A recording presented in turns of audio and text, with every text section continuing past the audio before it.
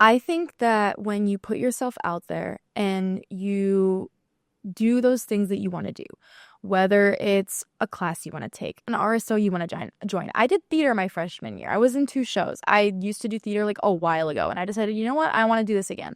I'm modeling in a fashion show this semester. Have I ever modeled before? Absolutely not. But stuff like that where it's like, you, by being yourself and putting yourself out there, you will go a lot further than you could ever think that you would. And I think it's really important to stay true to who you are and what you enjoy, and making sure that you don't lose that in trying to become whatever person you think is going to get the furthest in whatever field you want to go into.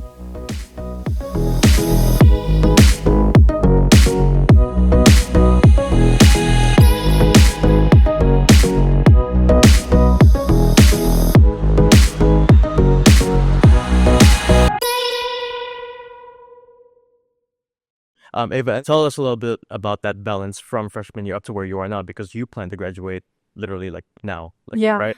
The 21st is graduation. There you go. Yeah, she's graduating soon. Yeah, so tell us a little bit about that journey. I have overloaded every single semester that I've been here. I have a planner. I have my Google Calendar. I put everything on there. My classes, not assignments, like to-do list things, RSOs. So my main RSO is mock trial, and then I play soccer. So I have soccer about twice a week usually, unless I'm playing pickup, then it'll be more. That is something that I love.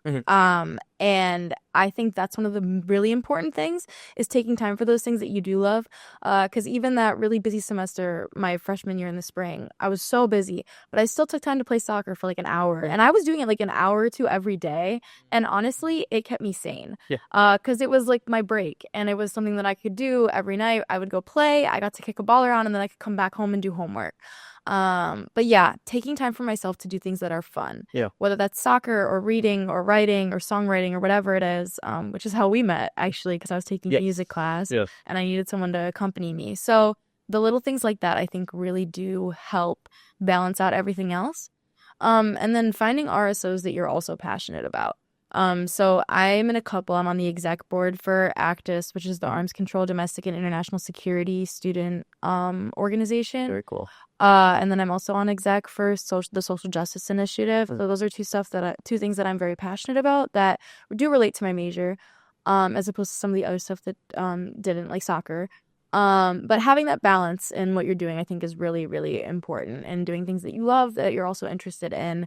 And as someone who's graduating early too, and maybe I don't necessarily have a lot of like the internships that other people might have had because I was taking classes over the summer,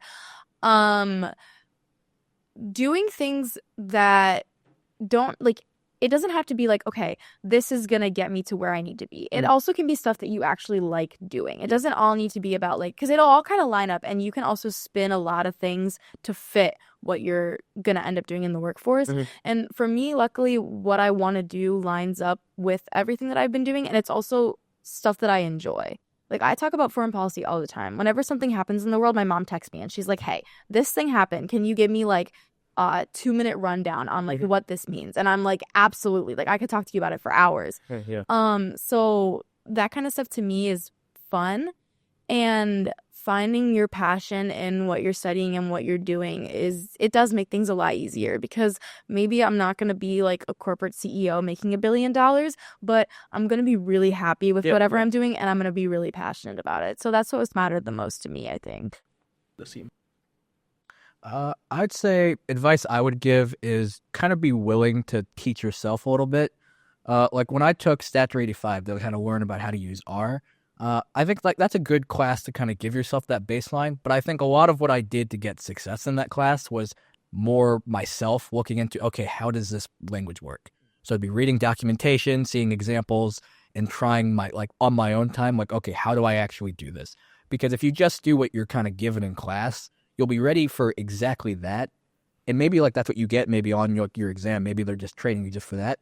But your ability to kind of apply knowledge to situations that are new is going to be based on your understanding. It's going to be based on what you've been able to kind of divine yourself. So whenever just like you're learning about something, so a tool or a language or anything like that, try to get an understanding like that makes sense to you and not just to what you're doing. I think that's probably the best way to get success in any sort of kind of like field related to statistics or even programming in general. Just try to see what you yourself can learn, because then you will be able to apply it in any situation, or at least know how to learn the next step. Right. No, and that's something that I've been able to do. I've been able to do, at least when it comes to maybe having my own passion projects, for example. So doing a lot of the application-based learning. Ava, on your end? I would say, like, I'm wearing all Nike today, so just do it. I think that when you put yourself out there and you do those things that you want to do, whether it's a class you want to take, an RSO you want to join. I did theater my freshman year. I was in 2 shows. I used to do theater like a while ago, and I decided, you know what? I want to do this again. I'm modeling in a fashion show this semester. Have I ever modeled before? Absolutely not. But stuff like that, where it's like, you, by being yourself and putting yourself out there, you will go a lot further than you could ever think that you would. And I think it's really important to stay true to who you are and what you enjoy, and making sure that you don't lose that in trying to become whatever person you think is going to get the furthest in whatever field you want to go into. It's not about trying to fit into some mold or picture perfect person that's going to get this job. Like, I want to go into the foreign service. There's no one like model of someone that works in the foreign service or works in government. There's no one pathway to get there. Yeah. And trying to fit yourself into whatever you think that pathway is going to make things way more difficult than just carving your own path and doing the things that you're passionate about and staying true to yourself and putting yourself out there. And I think that if I've learned anything, it's that you are you can make so many friends and connections just by talking to people and being yourself than you would by trying to fit into whatever mold you think or someone has told you they think is the exact right path to get somewhere, because there's no right path. Just do your own thing, be passionate about it, do things you're passionate about, and you will get to where you're meant to be. Right, and from what I've learned, college is one of the best opportunities in your life to be able to do that willingly, freely, and pretty much low risk. Exactly. So with that being said, once again, I am Dulf Genis here at the Center for Innovation in Teaching and Learning. I am joined here by Asim and Ava. Thanks for coming on with me. Thanks for having me. Thanks for having us.